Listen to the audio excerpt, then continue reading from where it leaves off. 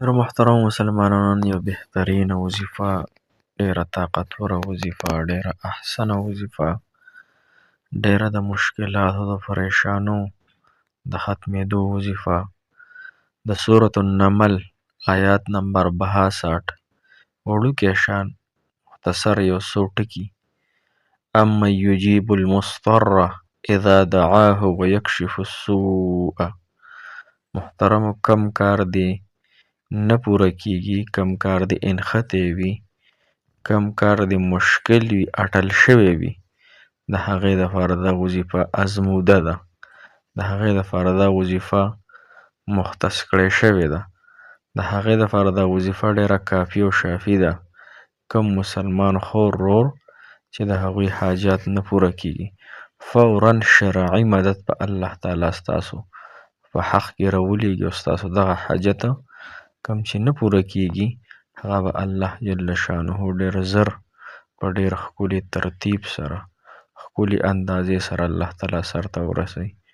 نو که غواړئ دا وظیفه انشاءالله وکئ، د قرضونو دپاره هم کولی شئ، د نکاح محبت دپاره هم کولی شئ، د کور کې څونه بې اتفاقۍ دي د هغې دپاره هم کولی شئ، حتی چې ستاسو څومره په زندګۍ کې مشکلات دي، پریشانۍ دي، غمونه تکلیفونه دي، نو د هغې ټولو دپاره دا وظیفه ډېره مفید ده.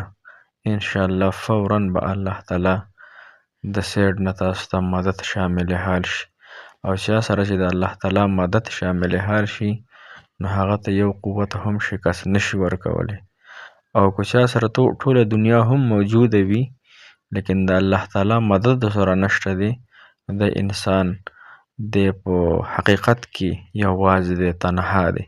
نو د الله د مدد وظیفه انشاءالله نن تاسو وکئ. السلام علیکم ورحمت الله وبرکاته. ډېر معزز و محترم او قابل قدر مسلمانانو ورونو خویندو، هغه مسافر کم چې بهر وطنونو کې دي، الله تعالی د ټولو مسافرو حامی او ناصر مددګار شي. الله تعالی د ټول مسافر خپلو کورونو ته په ډکو منګولو سره راوستلی کړي. محترمو، نن زموږ ډېره زیاته بهترینه وظیفه ده او یو ورور هم راسره رابطه کړې وه، هغه نه ډېرو مولیانو، یعنې د مولیانو په جامو کې چې کم خلکو لوټ کوي د هغوی ته ډېرې زیاتې پیسې اخیستې وي.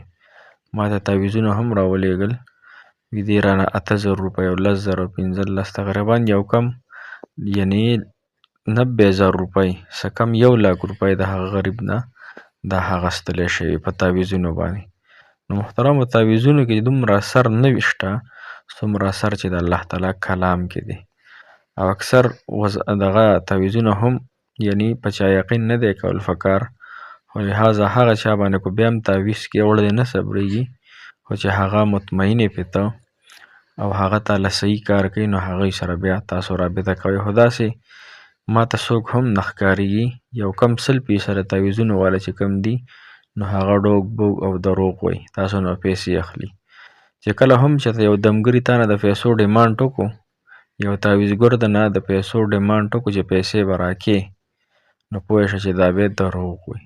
که اوس یو کس دی تا ته وایي چې زه صدقه وکړه، صدقې په وجه به دې الله تعالی د حاجت پوره کړي، او زه څه شکرانه وغیره په خپل خوښه ورکول یو مولا ته ورکول غواړې او هغه درله تعویض ساخ کوي، دم درود درله کوي، په خپله مرضۍ ورله څه ورکوي نو بیا دا صحیح ده.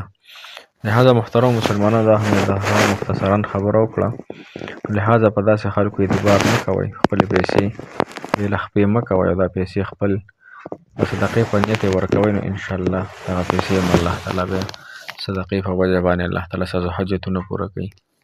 محترمو، نن وظیفه د سورة النمل آیات نمبر 62 اما یجیب المضطر اذا دعاه ویکشف السوء، صرف دقه 4-5 ټکي دي، د دې وظیفه به کوئ محترمو، او الله تعالی به ستاسو دعا هم قبلوي، ستاسو حاجات هم الله تعالی پوره کوي، ستاسو مشکلات هم الله تعالی اسانوي.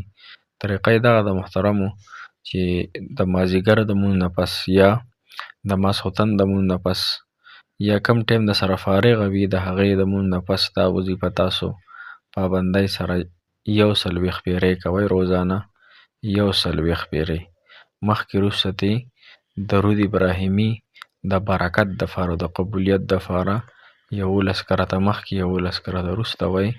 بیا د الله تعالی نه دعا غواړي چې الله ستا هغه کلام چې هغه کې تا حق او صد ارشاد فرمایلی دی، یعنې دې وظیفې کومه معنا چې د الله دا حق ده، دا ستا خبرې دي، دا ستا کلام الله دی، او دې میاشت کې الله د کلام الله ډېر فضیلت حاصل دی.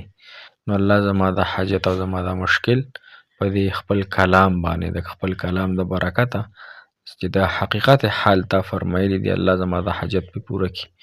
انشاءالله محترمو یو څو ورځې مسلسل دا وظیفه تاسو وکئ.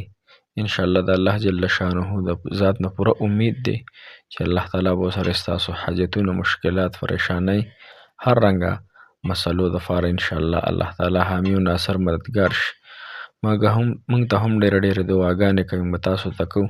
الله تعالی د ستاسو هم حاجت پوره کړي دې وظایفو سره. الله تعالی تاسو له ډېر برکتونه دې وظایفو په بدله کې درکړي. الله تاسو له جزای خیر درکړي چې زموږ ویډیوګانې وګورئ. جزاک الله خیر، احسن الجزاء فی الدنیا والآخرة. السلام علیکم ورحمة الله وبرکاته. فی امان الله.